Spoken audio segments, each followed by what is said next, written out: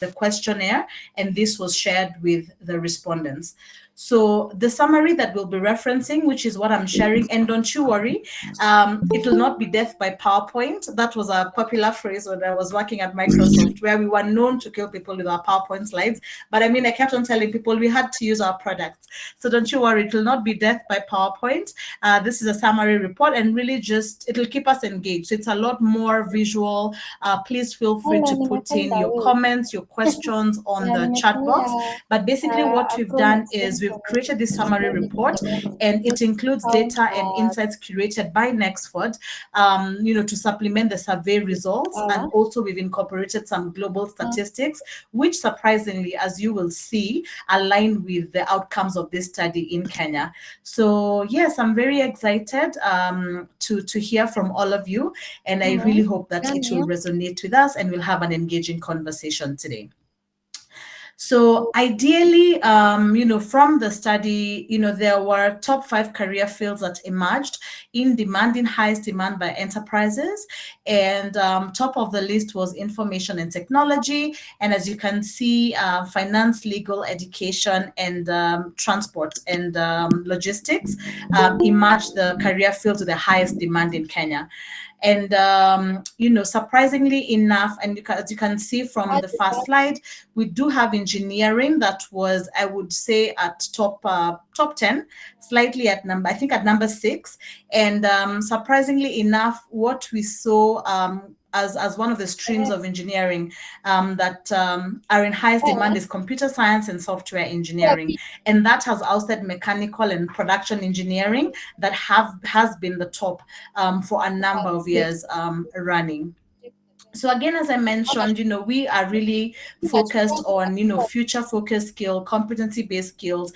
And so, when ICT came on top as the field with the highest career demand, then we were able to see a couple of skills that also are in demand in organizations. And that is collaboration on digital platforms, technology components, and of course, cyber and digital security. I believe for most of us, some of this terminology is not new. And even in our organizations, we're really trying to understand how we can, include this in our day-to-day just to optimize our operations. And we're able to see that for the larger enterprises, they have a greater demand for AI, robotics, and automation skills. And for sure, AI is here, is here to stay. And I think organizations that will align themselves and figure out how to use it, I think will tend to survive and optimize their operations. And so I think, and I'm hoping that with this study and by seeing what some of these top skills are, we'll think about how to align our organizations accordingly. Then, we are focused on competency-based learning, and this includes not only technical skills, but soft skills. And what we saw when we looked at the soft skills in demand is that effective communication was at the top of the soft skills that are highest in demand in today's workforce. And 1 in 4 organizations see this as an essential skill for anybody to survive or succeed, in today's workplace. And this aligns with a global study and report. There's a study that was published in the Financial Times in May 2023 called The Technology and Skills Shortage. And number 1 is communication, interpersonal skills was the top skill that was in highest demand. And then we have problem solving and, of course, adaptability, the agility, ability to adapt to change. So please feel free, and I'd love, if we can actually just put in the chat box, do you feel this is true within your organizations? Do you think there's something that was not captured?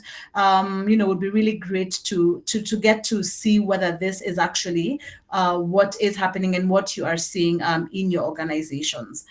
So, interestingly enough, in Kenya, 2% of current employee base is hard to fill. So I think this goes to speak to where, we say there are no opportunities, but on the other hand, employers are saying that there are opportunities, but we do not have people with the right skills to fill these opportunities, or there is a skills mismatch, when it comes to filling those jobs.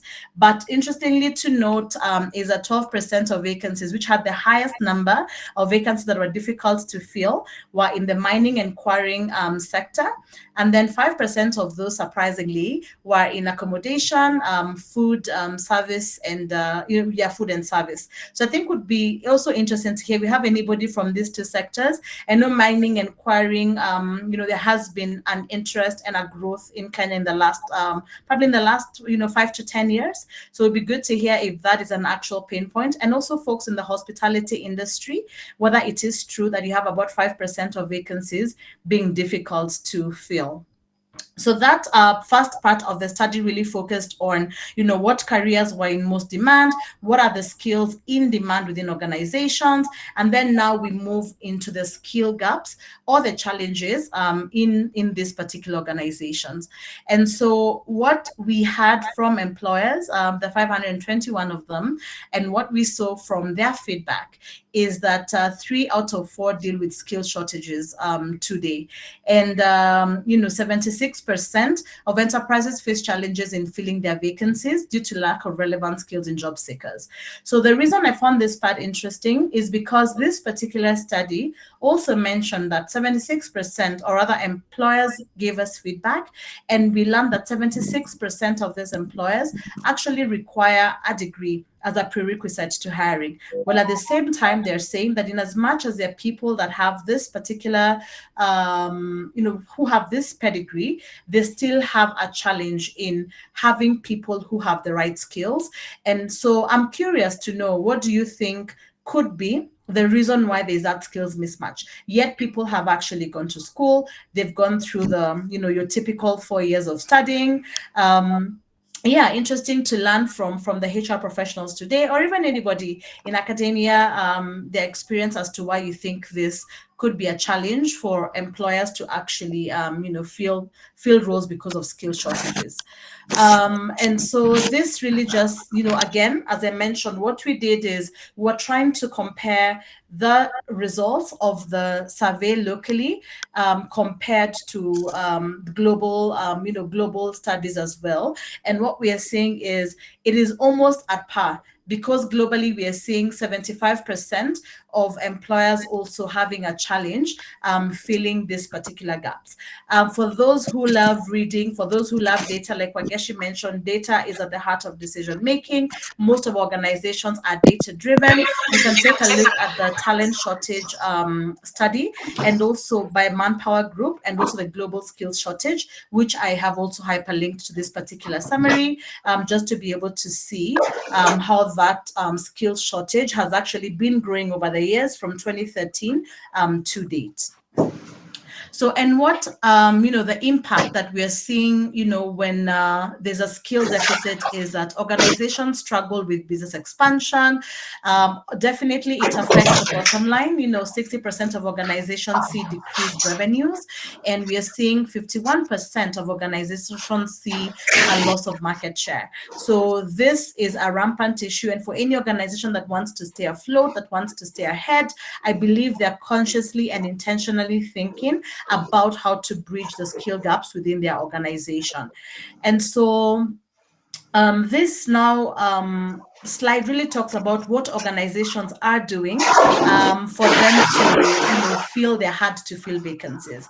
And what we saw is that 3 out of 4 organizations go with suboptimally skilled candidates, and then for the others, they're not really able to fill them, and they actually leave those vacancies open.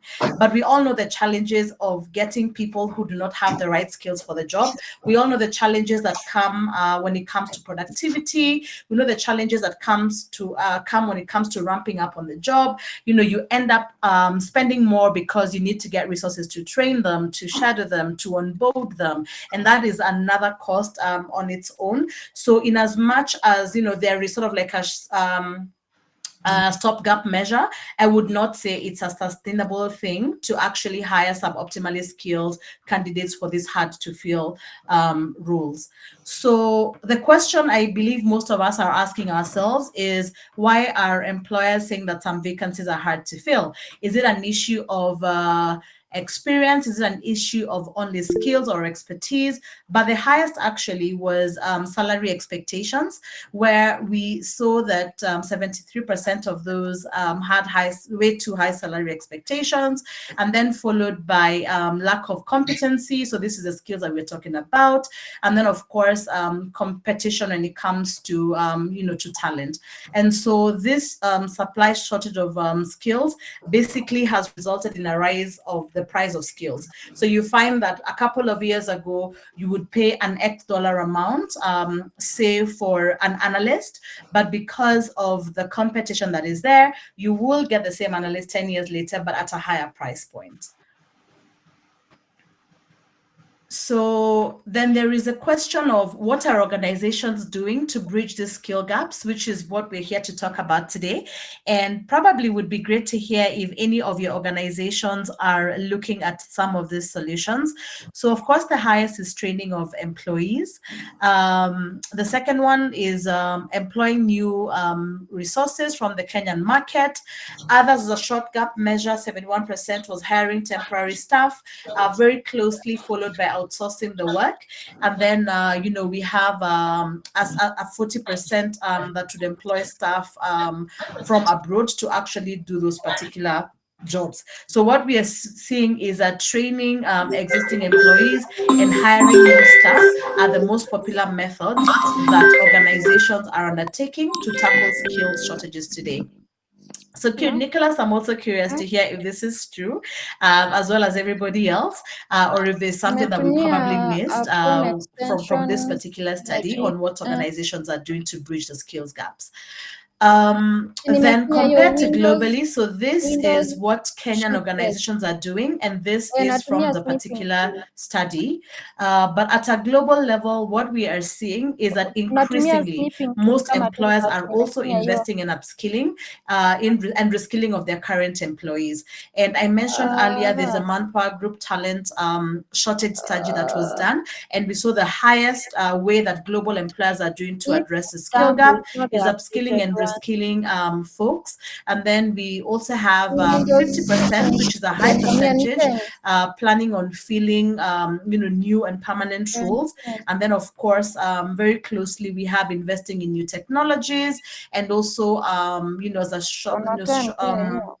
short gap measure, we have temporary staff to actually do this particular roles. So as you can see, what came out locally when it comes to training and hiring new staff and hiring temporary staff is very much aligned to also what we are seeing at a global level on what employees are doing to address the skills gaps. So we really cannot shy away from upskilling and reskilling, and it's to really ask ourselves if employers are going to invest in upskilling and reskilling of employees, then it only makes sense to invest in skills that will enable your employees to be future ready. Right? So are we looking at the future of work? Are we looking at the skills that will be needed in a couple of years down the line? And even in this era of digital disruption, are we thinking... Sorry? Can someone please mute? Thank you. And so, yes, as I was saying, in this era of digital disruption, are we ensuring that our organizations are future-proofed, right? So something for HR professionals, learning and development professionals to think about in how to support their organizations. And so this slide talks to what enterprises or organizations are doing to increase proficiency. And we're seeing, or we saw that 72% organizations feel that training their employees is actually a successful way in bridging the skills gaps. So we are seeing that from this particular study, 78% of organizations said that training in-house actually helped them in solving for those gaps.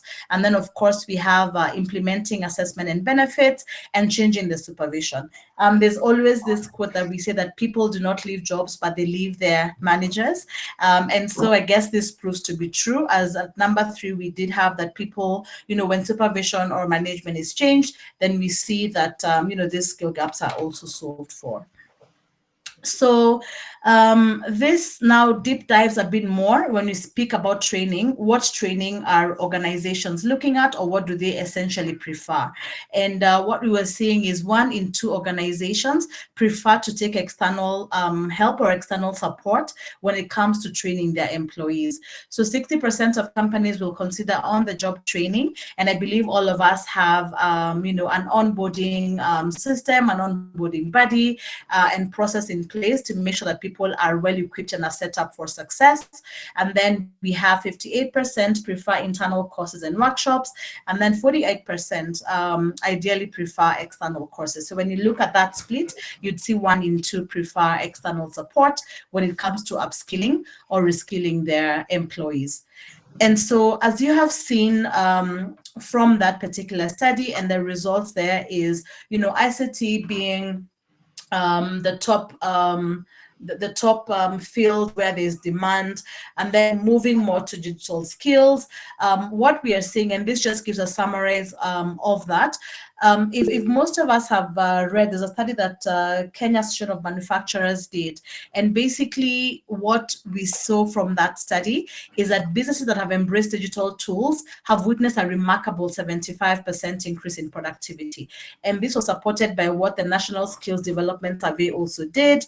And additionally, IDC that did a very big study when it comes to digital skills actually saw that 40% reduction in operational costs for companies has occurred for those that have invested in digital skilling training programs. So we cannot move away from digital skills training, digital skills support.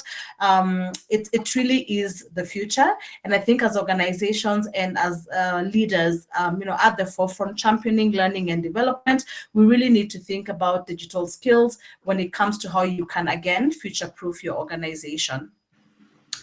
So, we saw again tech and digital skills being key. And one of the questions we ask is how confident organizations felt, with the ICT competency within their organizations. And 55% actually were low on confidence when it comes to their competencies with digital skills. So I'm curious to know if this is a case for most of the organizations that are here. Do we feel as though we are not future ready when it comes to digital skills? And what are some of the ways, if at all, you have considered how to bridge that gap? Because it's a huge chunk where we saw 12% of companies actually saying that they don't feel they are competent completely when it comes to ICT within their organization.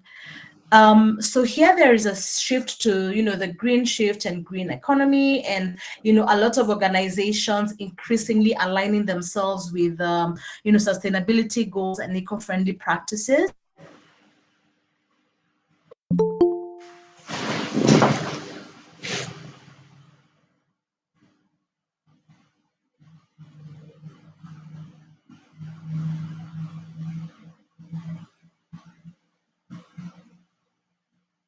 Has Lydia frozen or am I frozen?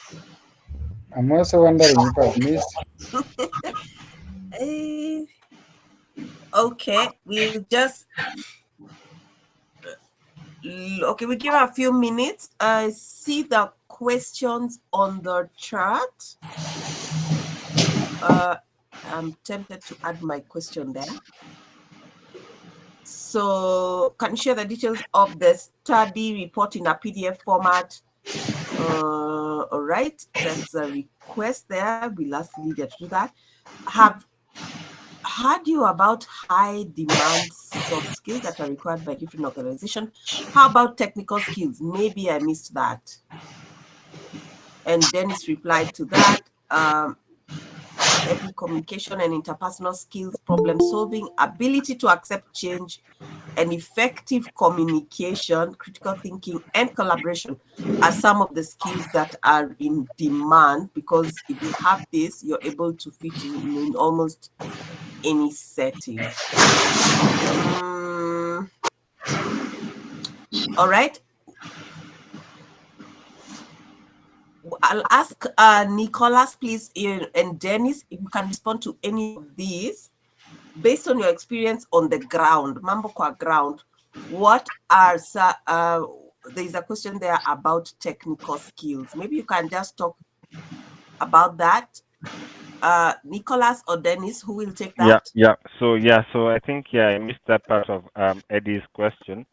That it's all well and good that we do have soft skills that are in high demand, and so what are the technical skills that are in demand? At least I can speak from the point of view of IT and IT competencies, and I think machine learning and AI comes top of the list. People who can design, develop, and implement AI, as well as the growing field of prompt engineering.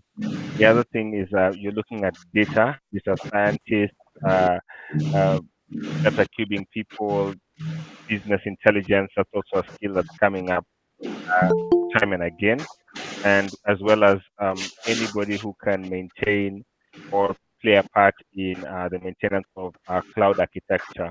So cloud engineers, people who deploy data centers and maintain applications on cloud, skills in probably DevOps also. And then now that cybersecurity is coming into the front, especially with things like ransomware and denial of service attacks, then we're now building just ahead of the security analysts. There's also now a demand for kind of security architects who build the entire framework of security measures throughout the company, not just on the IT infrastructure. So basically, that's specific to the IT side. Um, but top of the list, I'd say, is engineering and AI plus machine learning. Okay. I hope your question has been answered. If you have more questions, you can post on the chat. My question is to Nicholas, perhaps, with the report so far, even if we've not gotten to the end of the report. What is your comment on the brain drain? I'm seeing an increase in adverts from Canada, for example, as they're seeking talent from here. What is your thought about these gaps we are seeing in this report versus the I think there's an increase in a brain drain from East Africa to the West. Yeah, very, very true. I think it comes in different ways because, there is not enough abundance of talent in some of these developed economies. So what they're doing now is looking toward the other developing economies in Africa where there's a lot of abundance of talent, and also because of the pool of youth unemployed in those economies. One thing you will realize in terms of trend is that most of these jobs you'll see in Canada, Australia, are very, very low cadre jobs, and no blue collar type of jobs. So you go there and you may not actually practice what you have studied in university, but probably you just go there because it's an opportunity, right? So it's not really bridging that skills gap. It's just giving you an opportunity for employment, and they are taking advantage of the huge pool we have. For instance, in Kenya, if you go, I think they also have different categories. So if you're going for, say, senior level, mid level, then I think the requirements are very different, as opposed to if you're just going for a volume recruitment that they're driving as a campaign. Now, if you look at this report, there's a bit of a mismatch. So that so when you think about employers saying we're not getting the right skills, but then we have institutions of higher learning that are churning out graduates every year in thousands and thousands. Then that begs the question that what are we not doing right? Where is this mismatch from what we are getting out of universities and also what's on the ground in terms of what employers are looking for? Sometimes you may think that employers and the academia are really not talking to each other, because that mismatch definitely means that there's something which either whatever we are being taught in the universities is not relevant to the industry or to the labor market, or that the industries where we are operating now, the landscape has changed really, really, really fast. That the moment you graduate after 4 years, your degree is almost obsolete. And then you need to now pivot again and see, okay, how do I diversify beyond my engineering degree or my education degree, for instance. So you find that it's usually a cat and mouse situation where people will come out here and say, look, I'm just looking for anything to survive. I'll figure out where my skill fits later, but so long as I'm able to sustain myself, that's really the priority. So you see a lot of that knee-jerk reaction, and the ecosystem is not very well connected from the academia to the labor market and also to the employers. Okay. So that's really my observation. Okay. Thank you, Nicholas. We do have a question from Amandu, and we'll take that on in a bit. Give us a few. Lydia, welcome back. I'm so sorry, folks. Yeah, sorry about that. I hope I had almost come towards the very end. I'm not very sure at what point I dropped off. So apologies for that. You can finish off your report so that you take up the questions. Okay. And also get some additional information from the panelists. Yeah, kindly, where had I dropped off? Because I realized when I got to the very end that I had dropped off. So I don't know where. Yeah, your slides, there was at the very end. Yes, you are discussing the green shift. That far. Oh, the green shift, which was the last part. Okay. You are introducing that, yeah. Okay. So I know I introduced the green shift. Had I spoken through? Maybe I can just start from there. It's okay. Let me start from the green shift because this is sort of like the very last piece. And if I start breaking kindly, unfortunately, because I'm on full screen. Yeah. All right, great. So I had mentioned about the green shift, and what we were seeing is that I know we have been talking about sustainability, eco-friendly practices, mainly from a global perspective, but we are actually seeing that in Kenya, around 30% of organizations actually are considering or are transitioning into eco-friendly practices. So of course, there's a lot of room for growth here, but what we are seeing is that for further advancements to take place, organizations and businesses must invest in renewable energy, eco-friendly initiatives, and social responsibility. And this ideally happens by fostering diversity and engaging in community projects. I know folks like Living Goods are very key on this, and I know Nicholas would have some great insights when it comes to shifting into the green shift. So what I had put together here that we saw is 50% plus of organizations are moving up towards being more eco-friendly and are being intentional about making that shift. And so we are seeing that the green shift is real, it's here to stay, and most organizations, 50% plus, are actually taking active steps towards it. So this I know is a very specialized area, so I'll not dwell so much into this, so we can have a bit more time to focus on some of the skill gaps parts of the conversations. And just what I thought would be important to mention here is some of the skills that are required for this green shift to happen. And we saw that environmental data analytics, digital tools, and environmental monitoring and renewable energy expertise are some of these skills that enterprises will require for them to make this successful shift. So as we think about future skills that are required or what you could reskill maybe yourself in, these are some of the areas that we're seeing will be relevant when it comes to the future of work. So this was actually my last slide, and this really is a snapshot because one of the greatest outcomes that we saw from this study is that upskilling drives organizational performance. And the reason why we also partnered with the Federation of Kenya Employers as an employer lobbying body, one of their core mandates is to identify these gaps and then support organizations by looking for partnerships to bridge these gaps for them. And so one of the key outputs of this study, once we identified where the gaps are, especially around digital skills, when it comes to more traditional roles, when it comes to ICT competency as well, what this will help us to do is to then develop programs together with these employers, together with the federation, that will then be fronted to these organizations to close the skill gaps. So skill shortages is something that we will have to bridge if businesses are to be successful. And a couple of statistics that I've put here really speak to why organizations are very keen when it comes to digital learning and digital skills. We're seeing 72% of them saying that they gain a competitive advantage just by investing in digital learning.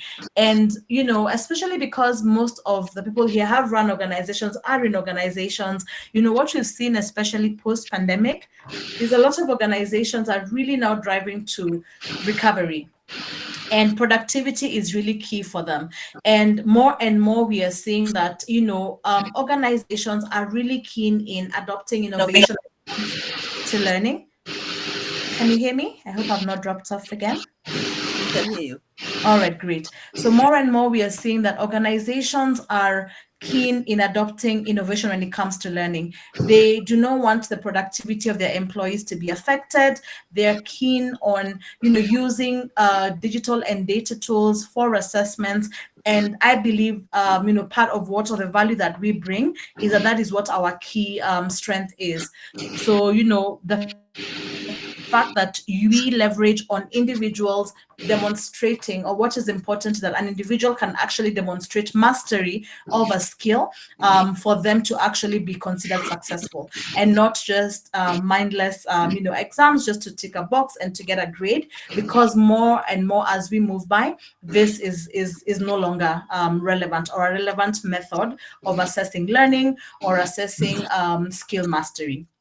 So yeah, that really brings me to the end of the report. We will share this and you will be able to see, a couple of the insights I mentioned on the sectors or in the distribution of the organization and some of the companies. And I really look forward to the conversation here on, and especially learning and hearing from the people on the ground. So thank you very much. I hope I did not kill you by death. I call it death by PowerPoint, as I said from the beginning. I hope it was valuable, and I'm keen to hear your feedback and to continue the conversation. Asanteni sana.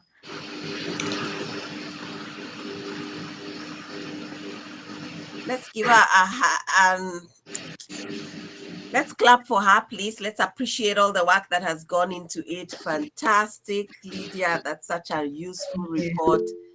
I can't wait to dig in and sit and study and learn. And somebody's asking now, since we cannot all fit in information technology as a skill for the future, how can those with more traditional career paths such as HR still remain relevant to propel the organizations we serve? Since we all cannot fit, I think that's repeated. Yes, so since we cannot all fit into the IT, yeah, how can we, those in traditional careers such as HR, still remain relevant to propel the organizations we serve? And you can answer that, but we can also have Dennis and Nicholas respond to that. All right. So I'll quickly say this is where reskilling comes in, right? And that's why we're saying this is an era of digital transformation. And you'll find that with even these traditional rules, we are not saying they will not exist, but we are saying that there are more digital skills that are being adopted into this particular rule for people to effectively carry out their roles. So you find and I'll give a practical example, and because you've used HR, a couple of years back, and not a very long time ago, the HR role was really around recruitment, public performance review, hiring, firing, and that's pretty much it. But we are seeing increasingly over time, HR resources are using analytics to be able to look at trends, to be able to see, what are some of the skills required for certain roles. And you need to have that particular skill set if at all you're to survive in your role. And so I would say consider upskilling, consider reskilling yourself.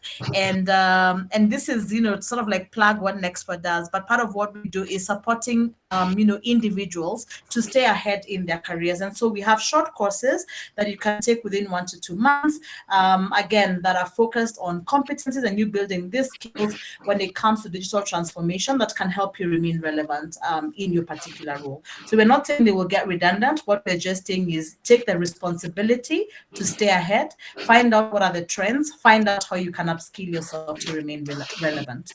Okay. Thank you so much for answering that so comprehensively. This question is to Dennis. I think Joseph says, I think the lack of skills is that most institutions offer classroom-based learning, which transfers knowledge, but that's it. Would you like to comment on that, Dennis, please? Yeah. So just jumping into the previous comment prior, in that we're looking into a world where kind of we're being pushed out of our comfort zones, and not just to get out of your comfort zone, but to expand the zone in which you're comfortable. So, from an HR perspective, and I know we are always viewed as the traditional people, the ones who stick to the book, but there is a HR transformation going on right now. And what it is that outside information technology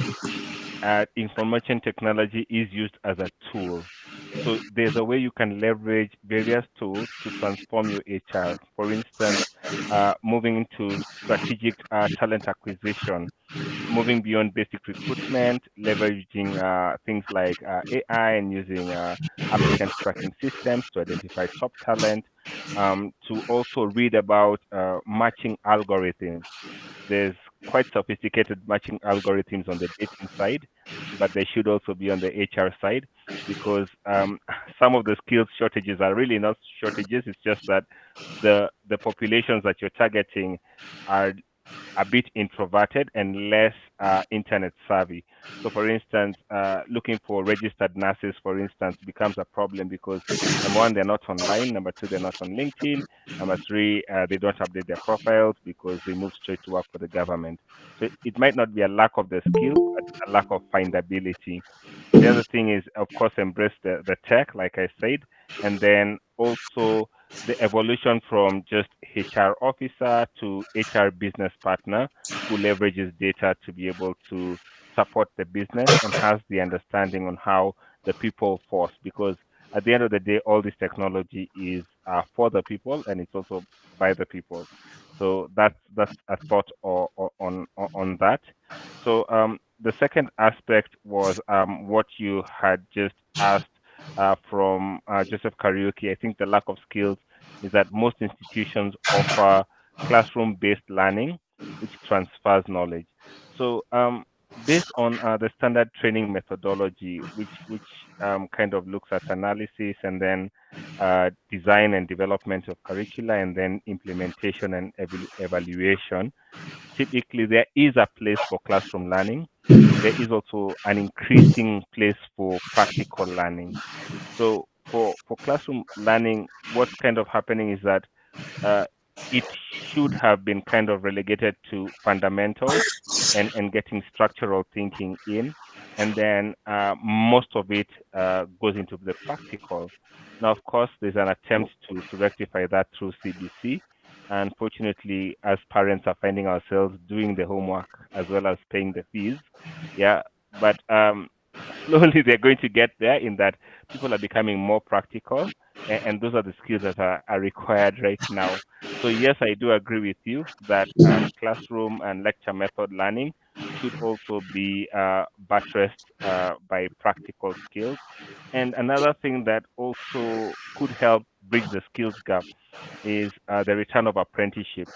So I know a couple of big banks through their graduate programs now have standard internships to learn the ropes or on the ropes while they're still at school, instead of judging from a grade perspective. Because what we found with grades is that, especially with looking at our database and Brighter Monday as well, with 1.3 million people on our website, there is this attitude that you get rewarded for good grades with a good job.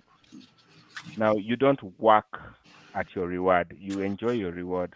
So, what happens is that, again, a number of employers are jumping down to the TVET level because they're more hands off and they have less entitlement. So, All I was right. just That putting that sounds bit, like yeah. a whole other webinar about Yes, yes, yes, it is. about the TVETs. And in my world, because I'm in the media, the those in the technical institutions, they come out with very good camera skills, for example, but whereas the private universities then come with the theory and the management, but don't have the skill to get their foot in. Yeah, they can't climb a tree from the top, so to speak. Exactly. Let me ask a question to Nicholas. There's you have this concept of the 3 C's when looking for talent. Do you want to talk about that, please, Nicholas? Oh yeah, sure. So the three C's, and I really like what Dennis has said. I think it's quite quite on point in terms of how employers are looking at that, and really the approach now to more practical skills rather than just theory from classroom. And then you find a lot of employers having to really invest a lot in retraining, upskilling, and that's why you have the apprenticeship and the internship programs. But then now talking about the 3 C's really is a principle that I've always adopted, where the first C stands for character, second one is clarity, and the third one is content. Now, character, for me being the first, has always been the foundation for success in any venture. So whether you're running your own business or you're being employed full time, really what you bring on board is who you are. I mean, that's all, who you are, the behaviors, your mindset, the habits, how you show up, the small things, when a meeting has been scheduled for 9, you show up at 10. What does that tell about you? When you say you'll submit this report by 5 and you submit it 2 hours later, what does that show about you? When you know the procedure for doing certain things and then you just wake up and so there's that issue of character, and it speaks a lot to attitude, and usually they will tell you that it's easier to hire for attitude and train for skills than vice versa. When you talk about content is really what you bring on the table, so the substance. Someone had mentioned around, HR being traditional and technology, they go hand in hand, and especially because using AI today, you will have, HR people. I'm sure you're getting so many AI sort of enabled resumes. But when you bring the people for the interview, they really can't justify what's on those resumes. So the substance is really lacking, as much as people are really adopting AI and really quick fixes to getting jobs or to getting into interviews, but the real substance doesn't show up. So the content is always missing. I think that's why it's important to always try and check again, have a mentor, always have someone do a mock interview with you if you're going for an interview, because you really cannot lie your way to the job. I mean, it will be picked. If you pass the interview, it will be picked in the probation. If you pass the probation, it will be picked in the first 90 days. You really cannot lie your way into the system. and then it works against you. So just be authentic, and you know what you know. If you don't know, you don't know. And then the last thing is clarity. So be very clear. So you may have studied something totally different from where your passion is. So maybe because your parents were all lawyers and you got the pressure to do law, and then when you come out, you don't feel the interest. There's nothing about being a lawyer for you. Then you realize you want to pursue something else. So I think just follow your passion. The degree that you do is very, very foundational. But then the certifications or any accreditation that you get after actually makes a big difference, because that's really what you apply. And then, of course, during your 4-year study, you will also have sort of gotten enough exposure to know what the industry needs, what your kind of career needs. So you can actually get into a short courses. You can get into a 1-year diploma course, just to complement what you have. So that you can remain relevant. If it is marketing and you did law, go do marketing and go out there, because that is naturally you. If it is journalism and you know how to speak and communicate, you may have a great engineering degree. It doesn't mean that you have to end up in engineering. So don't close yourself. Keep it open, be flexible. One of the biggest competencies or qualities that employers look for is learning agility, because you're never expected to know everything. And especially as a graduate, when you're coming in, we're actually hiring you based on potential, which means you're able to showcase what you can bring, who you are, and of course, pick up some of the learnings along the way. So that learning agility becomes very, very important. And that speaks to now clarity. So really be aware, be self-aware, know exactly what you want, know the support you need, and the resources that will work towards you to accomplish that or achieve that goal.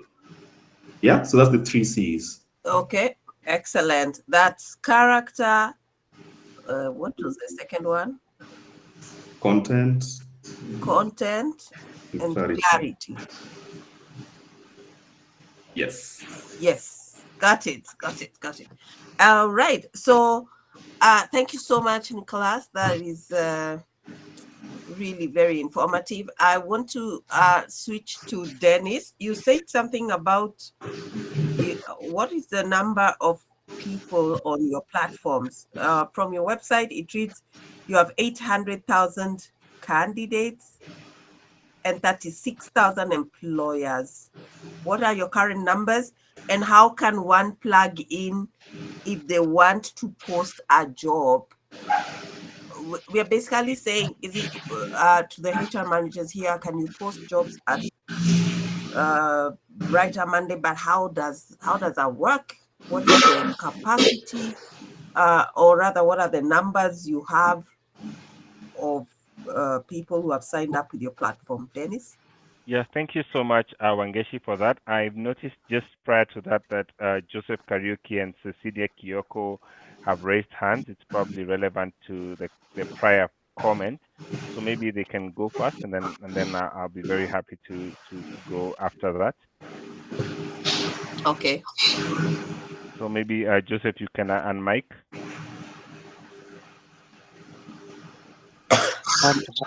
Hi, this is Joseph.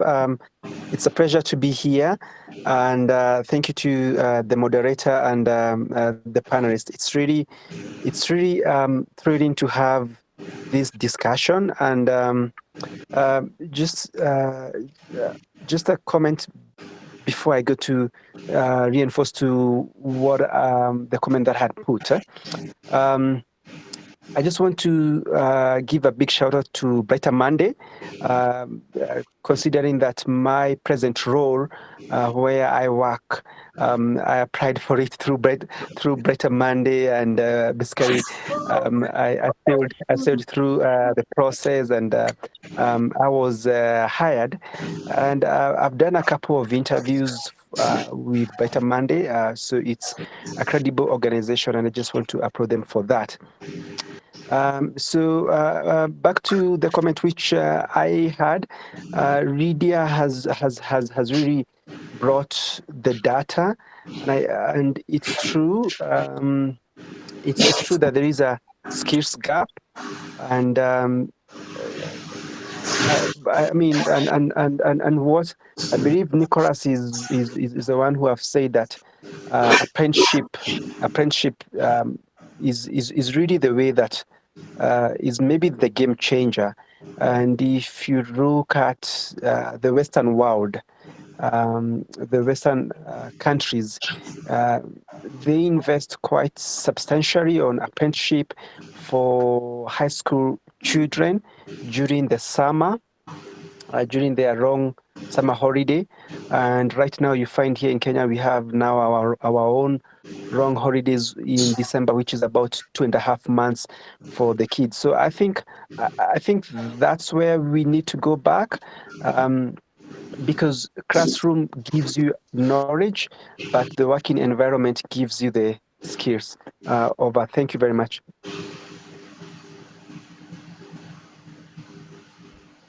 Okay, I've changing gadgets here. So Yeah, so thank you so much, Joseph, for that comment. So maybe we can jump to Cecilia, and then I can present my screen briefly just to show how you can be able to sign up and proceed on Brighter Monday. Cecilia,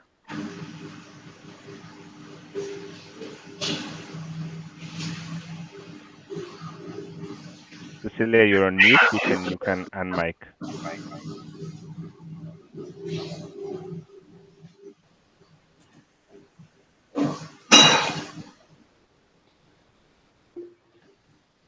So I think she has a technical issue. Maybe we can go to Eddie, and then I can proceed. Yes, thank you very much for the opportunity. I hope you can hear me. Just to Yes, we confirm can. that. Thank you, Lydia. I'm Eddie Dondo from Western Nexford. Currently, I'm also taking digital transformation course, and I really loved the report, how it came out clearly, and it reveals some of the challenges that employers get or encounter when they want to employ employees. So there was a time I had a conversation with a member from Cisco company, and one of the things she told me was that most companies, like most of the employers that they hire, we find that they have a background information of what the job is all about, but they don't have the skills. So what they do is they bring this person to board, then now they train them on the type of skills that they require. You can find that somebody is having a skill that maybe is not up to that top level that is required in the job market. And one of the things that I realized is that the problem is within our institution. Maybe they are not up to date because what we are being taught, yes, we are being taught about the skills that you are supposed to have in the job market, but now the practical aspect is not there. So when we come to the job market, you have the knowledge, you have the theory, but now the practical thing. So most that is why you find now employers bringing in training section for their employees. And I think this is something that maybe for our universities or our institutions should take into consideration to upgrade the skills that they train the students so that if we go to the job market, then we'll be able to know what exactly which is done. That is why personally I also enrolled it to Nexford because I realize I'm missing a lot. Yes, I have the skills, the theory part, but now the practical aspect is not there. And being that Nexford provide us with up to date skills, then that will be maybe added advantage, an added advantage to someone who is taking us at Nexford. Thank you. Thank you so much, Eddie. Wangeshi, have you fixed your double login issue? yes, I have. My machine glitched, so I've switched to another one. Please proceed. And my question to you was, how does one post the leverage on the Brighter Monday platform as a HR Yes, practitioner? sorry, it's a bit choppy. Oh, okay. Okay, so the question was, how does one log into Brighter Monday? Wangeshi, sorry, you're a bit choppy. Oh, okay. Let me switch off my video. Hope that's better. Okay, so I kind of gather the gist of the question. Yes. Okay, so basically, I just want to kind of see, because what are the main challenges that we're facing here as HR, and there are a bunch of challenges that a recruiter typically comes across, and the problem is coming acute, and how can we be able to leverage a system to be able to do that? So in Kenya, we're finding that it's more and more an employer's market. What does that mean is that we're getting maybe 300 to 500 applicants for every job. 90% of these people are quite enthusiastic, but also quite unqualified, and it's becoming a mountain of CVs. The second challenge, of course, is the Gen Z issue, where you're finding candidates ghosting an employment process, or even getting hired and ghosting the job, so to speak. So some of those challenges, we want to be able to see how can we be able to match the skills and get exactly the fit that we are looking for. So on that, I just want to briefly share my screen, and then just walk through basically how you can be able to shortlist and actually leverage the values that you have. So let me know if you can see my screen. Just put a thumbs up if you can see. Thank you so much. So basically, what's going on is that because we have multiple roles, and management wants these roles filled last Tuesday, you're finding that you need to leverage some tech. And I know we had this question about how can we leverage tech to be able to, for instance, hire. So be able Dennis, to you're match breaking. an I accountant, don't know whether because it's just me. sorry, am I breaking up? Yes, you Sorry, can are. you hear me now? Yes, you are. You're breaking a bit. You can switch. Okay. Oh, Okay, can you hear me now? Let me put off my camera just to save the bandwidth. Uh, can you hear me now? yes, we can hear you. Okay, good. Okay, so thanks so much.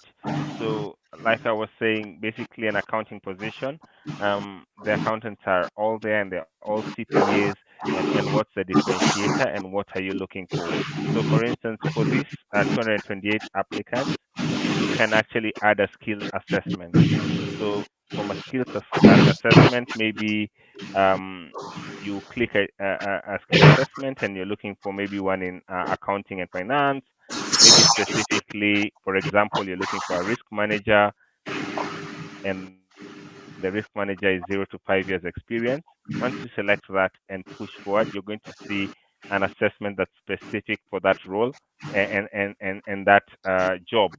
So that way you can deploy that to all the applicants, and this has proctoring features, which means that they can't switch tabs. Their camera will be on while they're doing the assessment, and it's a timed assessment. So once they do that, you'll be able to see who's at associate level, who's at mid level, and who's at an advanced level. And that also gives you um, a view as to the job itself. The second thing, of course, is for the applicants, you can be able to actually filter.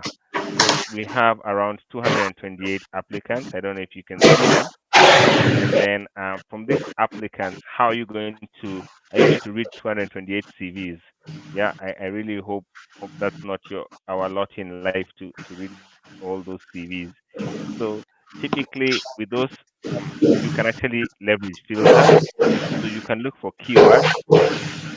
Maybe in an account, maybe you're not looking for CPA, maybe you're looking for ACCA. Yeah, and then you'll find that, okay, so they all have, the 228 have quite um ACCA in their profiles as well. Maybe you want someone who's done a bachelor's, for instance. So once you select that bachelor's as well, you'll find there's only two people who have a bachelor's and have ACCA as their accounting, and you'll be able to view their profiles. Maybe I can remove the ACCA and see what numbers we have. We have 174 applicants from the original 228 who have a bachelor's degree. Maybe you're not looking for 10 years experience or five, maybe you're looking for maybe 3 years experience, and then that brings down your number to 39 applicants. There might be a preference, for instance, for maybe you're looking for gentlemen for this role. Yeah, I know there's been a lot of this, and then so this reduces to 24 applicants. What does this mean? It means that you can view these applicants, you can view their actual profiles. You can also do bulk actions. So bulk actions means that you can download all their CVs. You can also download all their cover letters. You can also email all of them at the same time to be able to get them down. So, for instance, you can everyone that they have an application. You can also email them that they've been shortlisted. You can schedule them for interviews, and essentially you can actually now start reading through all CVs from start to end. But you'd be able to long list around 24 applicants is sufficient, and then now go through their profiles and have also their accounting score, so to speak, what they scored, and then use that to see whether you can constitute a panel, for instance. So in essence, the system is actually in it's designed to reduce the workload and also to get the closest match possible. How it does this is passing through the CVs. So when it passes through the CVs, it checks the CV against the JD and then tries to rank the top people who are closest in match to that. So in a nutshell, that's what the system does. Of course, I know from Wangeshi had mentioned something about signing up and posting a job. So signing up is as simple as going on brightermonday.co.ke, and the sign up button is there. It's standard. It's the same way you sign up for Facebook. It's the same way you sign up for Twitter, and that gives you the way. And then from the posting of a job, again, it's quite easy in that all you have to do is just click a job, and it opens up an interface similar to Microsoft Word, where you can actually post a JD, and then you can put in filtered fields that help you to sort. So in a nutshell, that's it. I don't know if there's any questions around the ATS and how you can be able to sign up.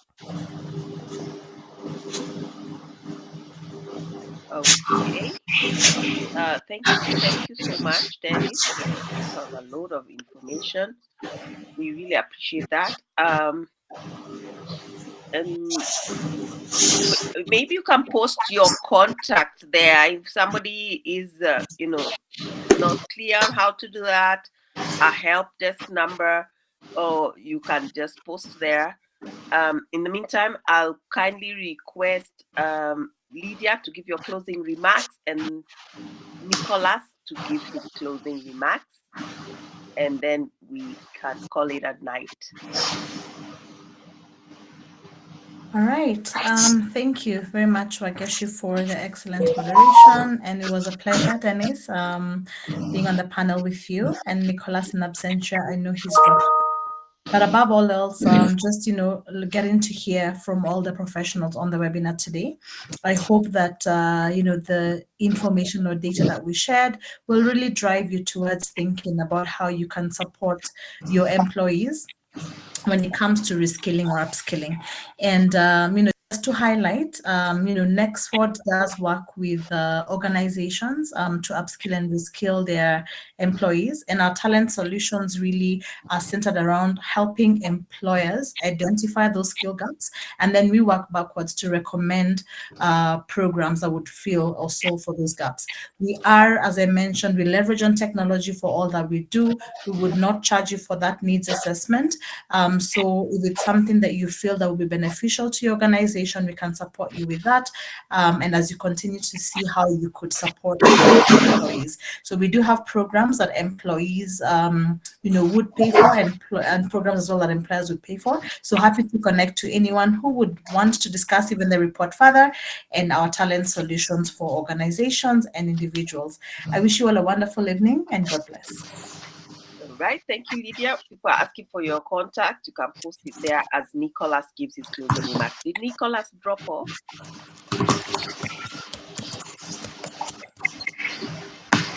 Yes, he did.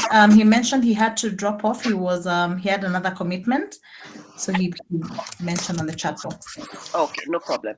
All right, please post your comment there. Yeah. Thank you so much. If you need more information from Brighter Monday, there is a contact there from Dennis, and Lydia is posting her contact as well. And should you require Nicholas's contact, Brighter Monday is able to provide that for you.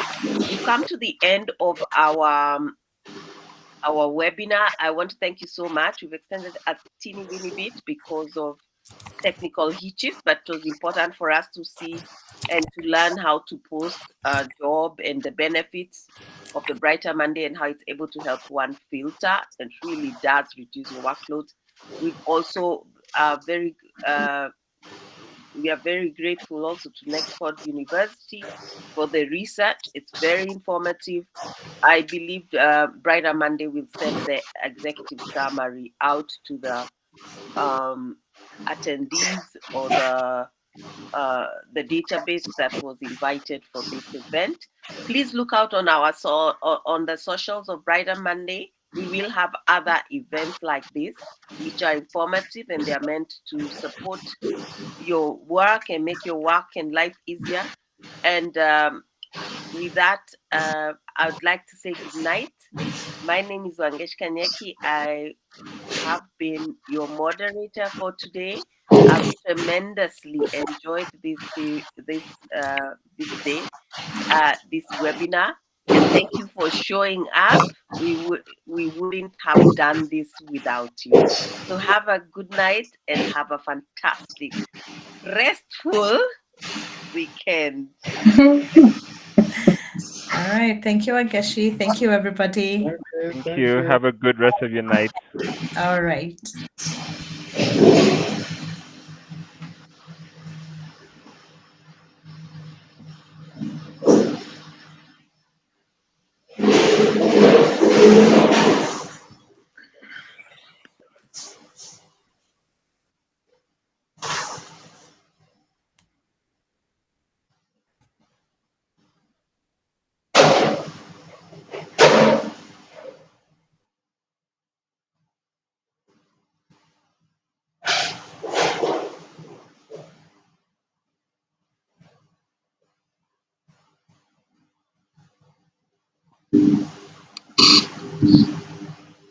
Lydia, I forgot to ask, when did you do the research? So this was conducted last quarter of 2023. So we launched the study, we launched the results in October, November. Yeah, that's when we completed the study of last year. Ah, okay. Yes, so it's a very fresh. It's fresh off the press. Yes. Quite. Okay. All right. I'll talk to you. We see how I can get the full report. That would be helpful. Sounds good. I'll also reach out to you just as part of development for feedback. But thank you for a wonderfully moderated session. All right. Thank you. All right. Bye. Good night. Good night.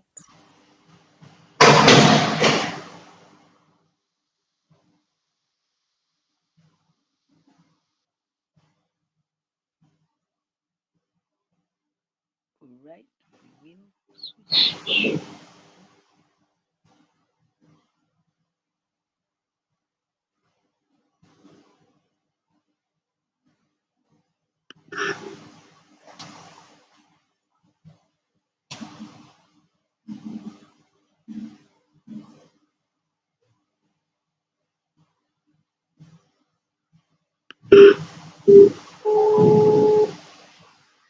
Okay, thank you. We'll switch off the meeting now. Judy, you can close the meeting room.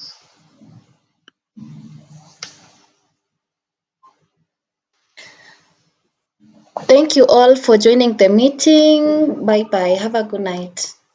Good night.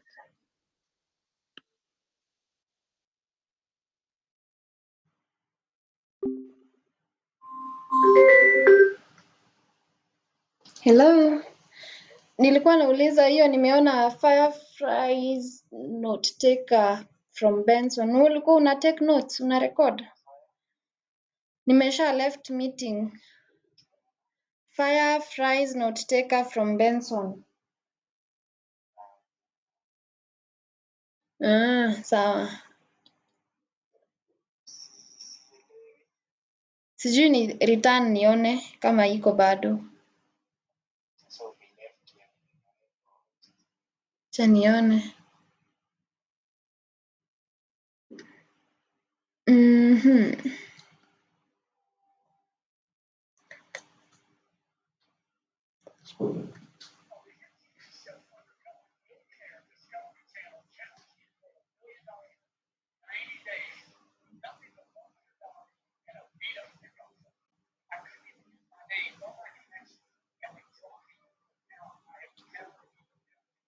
Acha nijoin nione kama bado wako. So unajua imeshaisha, hata the nini washatoka. Hawa ni wale watu wenye walikuwa wanafuata. Sinaiona Fireflies Note Taker by Benson. Sawa. Okay.